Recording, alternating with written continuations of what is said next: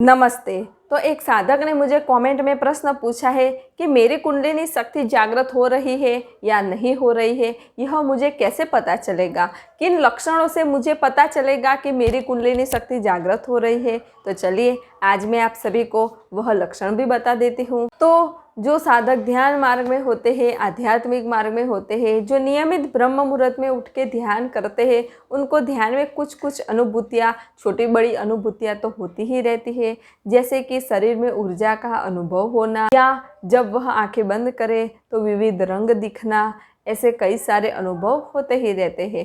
तो जब आपकी कुंडलिनी शक्ति जागृत हो रही होगी तो आपको पहले अपने मूलाधार चक्र पे स्पंदन मिलेंगे, मूलाधार चक्र पे ऊर्जा की अनुभूति होगी, मूलाधार चक्र पे चेतना की अनुभूति होगी। और मूलाधार चक्र पे जब चेतना की अनुभूति होगी तो आपको अपने ही भीतर से दिव्य आनंद मिलने लगेगा। आपको अपने ही भीतर से एक अद्भुत और दिव्य आनंद की अनुभूति होगी, एक परम आनंद का आपको अनुभव होगा। आपको अपने ही भीतर एक असीम ऊर्जा की अनुभूति होगी। आपको ऐसा लगेगा कि मेरे भीतर तो बहुत सारी विराट ऊर्जा प्रवाहित हो रही है। और कभी कभी तो आपको ऐसा भी लगेगा कि मैं इतना सूक्ष्म नहीं हूँ, मैं तो बहुत विराट हूँ, मैं तो चैतन्य स्वरूप हूँ, मैं ऊर्जा का महास्रोत हूँ, ऐसा भी आपको लगने लगेगा।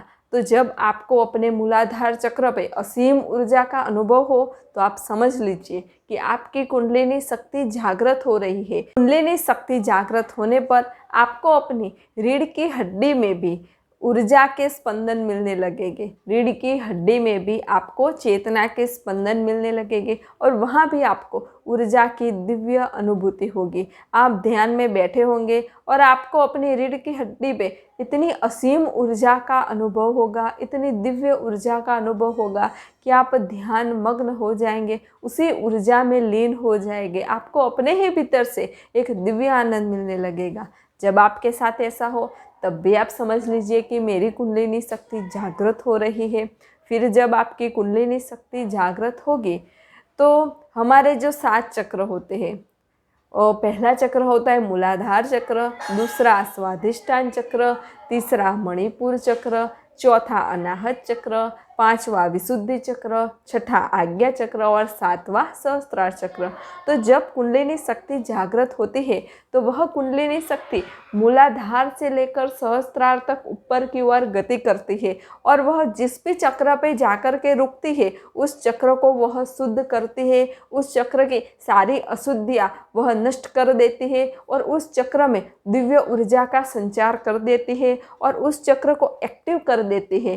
तो कुंडलिनी शक्ति जिस भी चक्र को एक्टिव करती है तो उस चक्र की दिव्य शक्तियाँ भी आपको प्राप्त होती है। जैसे कि कुंडलिनी शक्ति जागृत हुई और वह पहले मूलाधार चक्र पे जाकर के रुके तो पहले वह मूलाधार चक्र को जागृत करेगी, मूलाधार चक्र में जो भी अशुद्धियाँ है वह दूर करेगी और मूलाधार चक्र में दिव्य शक्ति का संचार करेगी। फिर कुंडलिनी शक्ति आगे की ओर बढ़ेगी और 7 चक्रों को जागृत करते हुए वह सीधा सहस्त्रार की ओर यानी सिर के शिखर की ओर जाएगी। फिर जब आपकी कुंडलिनी शक्ति जागृत होगी तो आपको अपने भीतर एक असीम ऊर्जा का अनुभव होगा और आपको ऐसा होगा जैसे एक असीम ऊर्जा, एक विराट ऊर्जा मूलाधार से उठ रही है और तेजी से ऊपर की ओर आ रही है और वह ऊर्जा ऊपर की ओर आना चाहती है और ऊपर उठ रही है। ऐसा आपको दिव्य अनुभव होगा। कभी कभी तो आपको अपने मूलाधार में से ऐसा होगा कि मूलाधार में से दिव्य ऊर्जा उठी और सीधी सहस्त्रार में जाकर के अपने सिर के शिखर पे जाकर के रुक गई। और कभी कभी तो मूलाधार में से ऊर्जा उठेगी और हमारे सिर के अंदर टकराएगी। ऐसा भी आपको दिव्य अनुभव होगा। कुंडलिनी शक्ति जागृत होने पर आपको अपनी रीढ़ की हड्डी में जैसे चिट्टियाँ धीरे धीरे धीरे धीरे धीरे चल रही हो ऐसा अनुभव होगा और वह चिट्टियाँ धीरे धीरे धीरे चल रही हो और जब आप अपना ध्यान उस चिट्टियों पे रखेंगे, उस ऊर्जा पे रखेंगे, उस चेतना पे रखेंगे, तब आपको अपने ही भीतर से एक अलौकिक आनंद का अनुभव होगा, जो आनंद ना ही आपको कभी बाह्य जगत में मिला था और ना ही मिलेगा। ऐसा दिव्य आनंद आपको अपने ही ही भीतर से मिलेगा। यह अनुभूतियाँ मैं किसी पुस्तक में से पढ़ के आपको नहीं बता रही, मुझे जो कुंडलिनी शक्ति जागृत होने पर अनुभूतियाँ हुई है वही अनुभूतियाँ मैं आपके साथ शेयर कर रही हूँ। अगर आपको मेरी अनुभूतियाँ देखनी है तो उसकी भी वीडियो मैंने बनाई हुई है, जिसकी लिंक मैंने डिस्क्रिप्शन बॉक्स में दी हुई है। कुंडलिनी शक्ति जागृत होने पर आप जब ध्यान में बैठेंगे तो आपको अपने ही भीतर सभी देवी देवता के दिव्य दर्शन होने लगेंगे। सभी देवी देवता के दिव्य दर्शन आपको अपने ही भीतर होने लगेंगे। आपको अपने भीतर आप जब आंखें बंद करेंगे तो काला रंग, पीला रंग या नीले रंग के भी दर्शन होने लगेंगे। कुंडलिनी शक्ति जब आपकी जागृत हो जाएगी तो आपको ऐसा लगेगा कि जैसे मेरे शरीर का तो वजन ही नहीं है। आपको ऐसा लगेगा कि मुझे बहुत हल्का हल्का लग रहा है। ये हवा के गुब्बारे के जैसा आपका शरीर हो जाएगा। आपको इतना हल्का अनुभव होगा। एक दिन जब मैं ध्यान में बैठी थी तो मुझे ऐसा लगा कि जैसे मेरी देह ही अदृश्य हो गई हो, जैसे मेरी देह है ही नहीं और जैसे सिर्फ मेरा सूक्ष्म शरीर ही है, जैसे सिर्फ मेरा ऊर्जा शरीर ही है। और जब मुझे ऐसा अनुभव हुआ तब मुझे बहुत अपने भीतर से एकदम हल्का हल्का लग रहा था, जैसे मैं अभी हवा में उड़ जाऊंगी, ऐसा अनुभव होगा। तो जब आपको अपना वजन ही ना लगे, बहुत हल्का हल्का लगे, हवा के गुब्बारे के जैसा लगे, तब आप समझ लीजिए कि अब मेरी कुंडलिनी शक्ति जागृत हो रही है। जब कुंडलिनी शक्ति जागृत होगी तो आप जहाँ भी बैठे होंगे तो आपको आपका पूरा शरीर ऐसे हिलने लगेगा। आप ध्यान में बैठे होंगे तो भी आपका पूरा शरीर इतना ज़ोरों से हिलने लगेगा जैसे कि भूकंप आ गया। एक दिन मैं जब ध्यान में बैठी थी, शुरुआत में जब मैंने ध्यान की शुरुआत की तो मैं बैठी हुई थी और मेरा शरीर भीतर से इतना हिलने लगा तो तब मुझे पता नहीं था कि कुंडलिनी शक्ति जागृत होती है, तब ऐसा अनुभव होता है।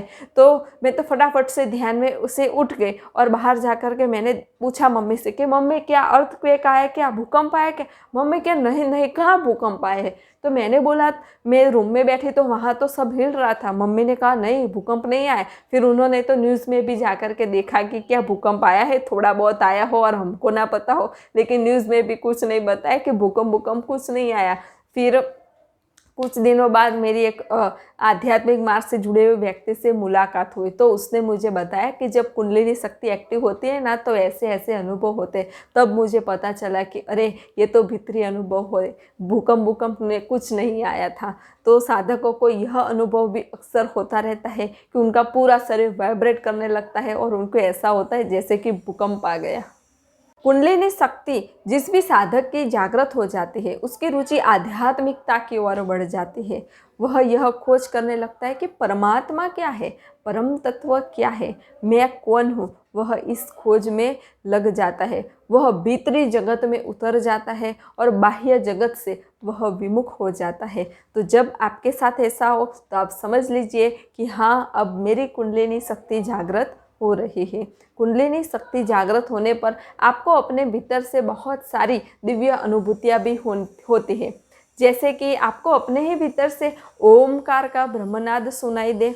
आप सोचेंगे अरे भीतर से ओमकार का ब्रह्मनाद कैसे सुनाई देगा, ओमकार का नाद तो सब मुख से करते हैं। नहीं, ओमकार का नाद हमारे भीतर गूंज ही रहा है, लेकिन हमारी दृष्टि भीतर है ही नहीं। हम भीतर मुड़ के देखते ही नहीं, हम भीतर की आवाज़ सुनते ही नहीं। इसलिए हमें भीतर जो कोई भी नाद बज रहा है वह सुनाई ही नहीं देता। जब आप ध्यान करेंगे, मेडिटेशन करेंगे और जब आपकी कुंडलिनी शक्ति जागृत हो जाएगी तो जब आप ध्यान में बैठेंगे तो आपको ओमकार का नाद करना नहीं पड़ेगा। ओमकार का नाद आपके भीतर गूंज ही रहा है, वही आपको सुनाई देगा। जो नाद इस ब्रह्मांड में भी गूंज रहा है वह इस पिंड ब्रह्मांड में भी गूंज रहा है। जब आप गहरे ध्यान में चले जाएंगे तो ओमकार का ब्रह्मनाद आपको अपने ही भीतर से अनायास ही सुनाई देगा। तो जब आपको अपने ही भीतर से ओमकार का ब्रह्मनाद सुनाई दे तब आप समझ लीजिए कि मेरी कुंडलिनी शक्ति जागृत हो गई है। मुझे भी अपने भीतर से ओमकार और शिवोहम का ब्रह्मनाद सुनाई दिया था। तो वह मुझे कैसे सुनाई दिया था और कब सुनाई दिया था, किस स्थिति में सुनाई दिया था, तो उसकी भी मैंने वीडियो बनाई हुई है। उसकी लिंक मैंने डिस्क्रिप्शन बॉक्स में दी हुई है।